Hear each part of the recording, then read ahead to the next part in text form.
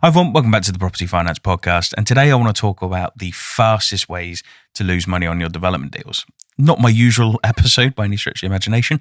I'm normally full of optimism and cheeriness, as you can tell from my face. But today I want to talk about how you can lose money on a development. Not something you want to do, but hopefully there'll be some tips in here that when it comes to you doing your first development or property investment, you'll look at it and you'll go, actually, I remember that episode that Michael did. I'm going to think about this, and this. So the first one and the biggest one is misjudging your build costs or misjudging timescales. So misjudging timescales can cost you a significant amount of money. So we've got one at the moment where, unfortunately, the development has failed. And what I mean by that is, unfortunately, the developers have gone into insolvency. And interestingly, I was working through the numbers. We're talking about the best part of nearly £9 million of development that's gone wrong, and I'll do a whole nother episode at some point about what happened there. But interestingly, we were looking through the numbers, and we worked out that their interest costs are circa, I think it's about 90 grand a month at the moment. So we sort of worked it back, and we said, right, they're spending 90 grand a month on interest. Well, what does that work out? Oh, blimey, okay, that works out at sort of 3-4 grand a day. So we looked at it and I was sort of thinking to myself, actually, if you think about the amount of time that a developer wastes, so whether it be materials not arriving on site on time, whether it be subbies not turning up for a day, whether it be whatever you can think of within development, every day really does count. And if we take that example where it's costing £3,000 a day on interest, it's not on anything else, that's just on interest. You look at that and you think, God, if there's a bank holiday weekend like we've just had at the point of recording this, bank holidays don't stop interest. So we've just had a 4-day weekend. That's £12,000 worth of interest has just gone over the course of a weekend because people don't work on bank holidays. And especially in Lincolnshire, we don't seem to have subbies who work on weekends. And that 12 grand could have gone anywhere else, could have been used on anything else. I mean, that's a stamp duty fee for someone, that's professional fee somewhere else. So every day really does count. And this is the importance where if I scale that down to £1 million development, for example, and we say on that £1 million development, you're paying 1% a month of interest. So I'm just going to keep these really round. Obviously, these aren't spot on numbers, but we say, right, every month you're spending £10,000 on interest. So every single month that goes by equates to £10,000. We then work that back and we say, right, okay, that's costing circa £300 a day, £350 a day. So if you think every day that goes by where you're not managing that development properly, or you've got a poor project manager, a poor contractor, and maybe you've lost control on site, every day that overruns is £300. You may as well take £300, walk outside and set fire to it. So that is the importance of keeping your development under control, because that cost really does add up phenomenally quickly. And similarly with if you're going through a refinance at the back end of a development, if that refinance is delayed, again, every day that goes by, it's another £300. If there's a valuer, so we've got another one at the moment, similar numbers, where it's probably costing £300-400 a day. The valuer's taken 2 weeks to get a valuation back. Now, that's not abnormal, but on the urgency that we've had on this case, if you think those, it's about 20 days, so it's just shy of 3 weeks, those 20 days have cost £6,000. Now, you look at that and you think, you've paid £2 grand for a valuation for the refinance, you spent £6 grand in interest waiting for that valuation to come back as well. It really does add up really, really quickly. So keeping control of time, without a shadow of a doubt, is one of the most important things that you can do within a development. Then it comes to managing your costs. So again, with this development that unfortunately has failed, it's because of a mismanagement of build costs. They believed that they could build out for a certain pound a square foot. They've gone into it. Actually, that certain pound a square foot hasn't quite worked out. Even they've had QS reports and everything else that said they could have built for that pound a square foot. But the problem is that they've then not accounted for landscaping, garage doors, roadways. different bits and pieces that have been listed under the planning conditions, so a pathway at the front of the property. They're not things that the QS has picked up on either. So there's a bit of a case to go back to the QS on that on. But again, that mismanagement of build costs or misjudgment of build costs is a massive, massive problem. And I think you need to be so careful when getting it. And this is relevant to if you're building 180 houses or if you're doing a small refurb on one dwelling.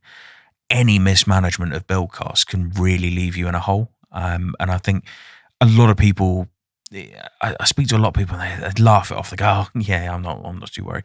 I've got a client at the moment who is doing that. I won't name names for obvious reasons, but I've got a client at the moment who the profit on the deal doesn't stack up. And I've gone back and I've said, this deal doesn't stack up. I'm looking at it. You haven't accounted for this. You haven't accounted for that. You haven't accounted for that. And we're not even at the point where it's gone to lenders yet. This is just me doing my initial appraisal. I'm very lucky because of the roles I've done and the consultancy work that I've done and being involved with developers and everything else. I've sort of got a fairly good handle of obviously upfront costs. So I've sort of gone back and I said, well, I can't see anything for stamp duty. I can't see anything for utility connections. Now, utility connections can be bloody expensive. I mean, you could be talking a couple of grand just to connect, and this is for each plot as well, a couple of grand to connect your water, your gas, your electric. You've also then got the fibre to connect, obviously, to the internet and everything else.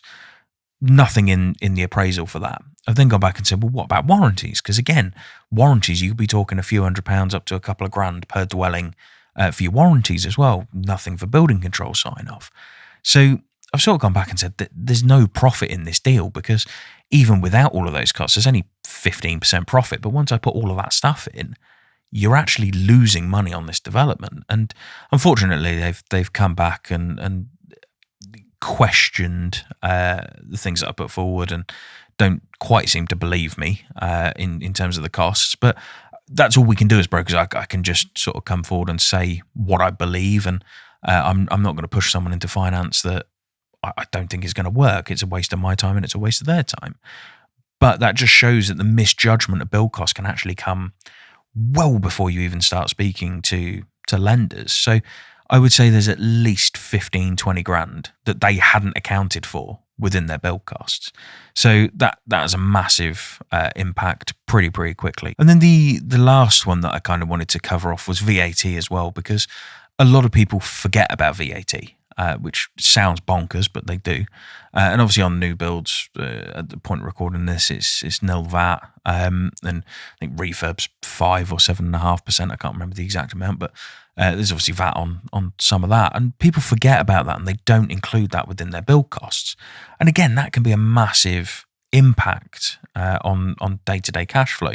Because although you've got to pay that VAT out, you've got to wait for it to come back. And the waiting for it to come back obviously impacts that cash flow. And then in terms of things like contingencies, the usual things, I mean, you might dig into the ground and find something. You've got asbestos, you've got potentially contamination in the ground. There's all of these little things that you just can't plan for.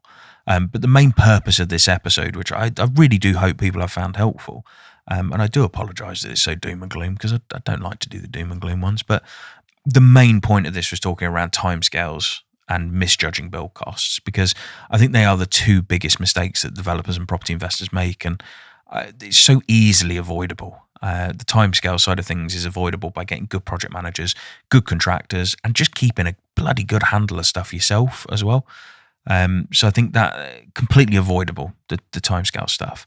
And then the misjudgment of build costs, obviously you've got a QS that you'll have as part of the lending. They can obviously help you with those build costs and understanding when stuff's going to be drawn down, and obviously the build costs, that whether they believe your build costs or not. So you will have that to kind of help with any misjudgment of build costs. But even then, unless you're wrapped up in JCT contracts and everything else, there's always the possibility that build costs can move. So I think it's really, really important to keep a handle on both of those elements as best you can, because otherwise, like I said, you may as well walk out into the back garden, grab a wad of cash at £300 a day, £3,000 a day, depends on what scale you're at. But £300 a day, and just literally set fire to it. And I don't know many people who would just go and want to burn £300 for no reason. And then that is also the bonkers thing as well. If I sort of go back a step, if I had a person in front of me and gave them two scenarios, and I said, you can go out in the garden and you can go and burn £300, or you can leave your development alone for a day, not do anything, but it's going to cost you £300. They're going to be so reluctant to go out in the back garden and set fire to 300 quid, but they really won't care about leaving the development for a day. And that's what kind of baffles me, is it's the same thing in both scenarios. You're losing £300 in both scenarios. And one of the things with this developer that's failed is they're spending £3,000 a day on interest. And you, just for round numbers, you bump that, you say it's £100,000 a month of interest. There's 3 months where they've allowed their sites to sit dormant. So over Christmas and through bad weather and everything else, and they've had other issues. They've been trying to pull private investment in, and they've just kind of allowed the site to sit dormant. But that's £300,000. And I often speak to one of the directors that sort of stuck around to try and keep it going, and I often speak to him and I say to him, every day that goes by is costing you £3,000. You've already lost £300,000 of interest for leaving the site for 3 months. And he's honestly baffled by it as well. He's been on the tools for the best part of that period and had sort of left the office to deal with it. And yeah, he's sort of baffled by the sheer volume of cash that has just vanished in the deal.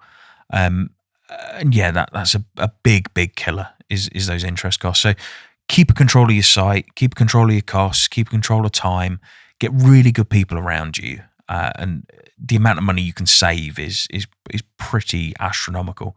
So like I said, hopefully that's been really helpful. I apologise for the doom and gloom.